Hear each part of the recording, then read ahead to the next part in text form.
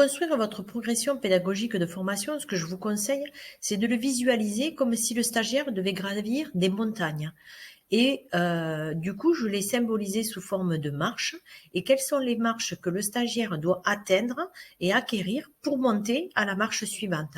Donc, vous allez définir du coup des sous-objectifs dans chaque marche, c'est-à-dire l'objectif que vous visez à l'issue de la séquence pour passer à la marche suivante.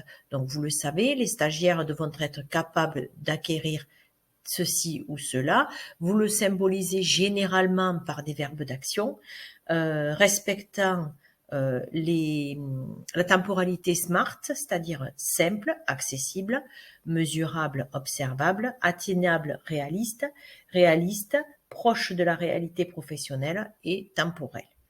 Je vous conseille également, quand vous avez défini vos sous-objectifs, d'y associer la méthode comment vous allez évaluer ce sous-objectif, de telle façon à être sûr que les stagiaires ont acquis ce qui est nécessaire d'acquérir pour passer à la marche suivante. Ensuite, vous allez décliner vos méthodologies pour y arriver. Et la durée, vous le verrez sur le temps global de l'ensemble des marches. Si vous avez 7 heures de formation, vous découperez en fonction de vos sous-objectifs le temps alloué à chaque séquence.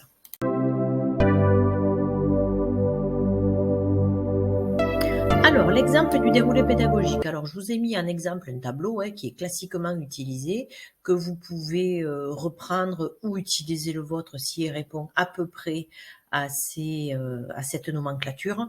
L'idée, c'est de pouvoir remplir chaque case pour structurer sa formation. Donc, les objectifs pédagogiques intermédiaires, on vient de les voir tout à l'heure, donc il va s'agir de les reprendre.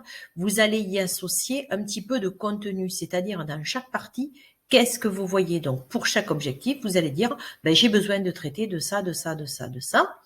Ensuite, vous allez mettre la situation d'apprentissage. Côté formateur, qu'est-ce qu'il faut que je fasse pour qu'ils y arrivent? Et côté stagiaire, qu'est-ce que j'attends qu'ils fassent pour qu'ils y arrivent? On va mettre également les moyens et les ressources. J'ai besoin d'un paperboard. Je fais un jeu de rôle et j'ai besoin d'avoir des stagiaires qui participent.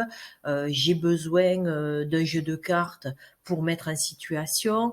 Je veux faire du photo langage, donc j'ai besoin d'éditer quelques photos, etc., etc.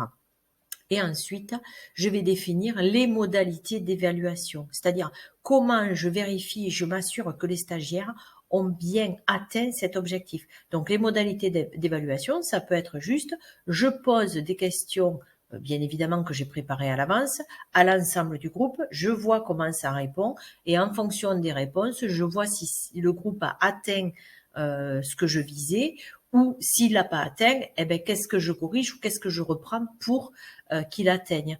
Et du coup, on va également se fixer avec la modalité d'évaluation l'indicateur de réussite. Et tout ça, comme tout à l'heure, on y associe toujours une durée.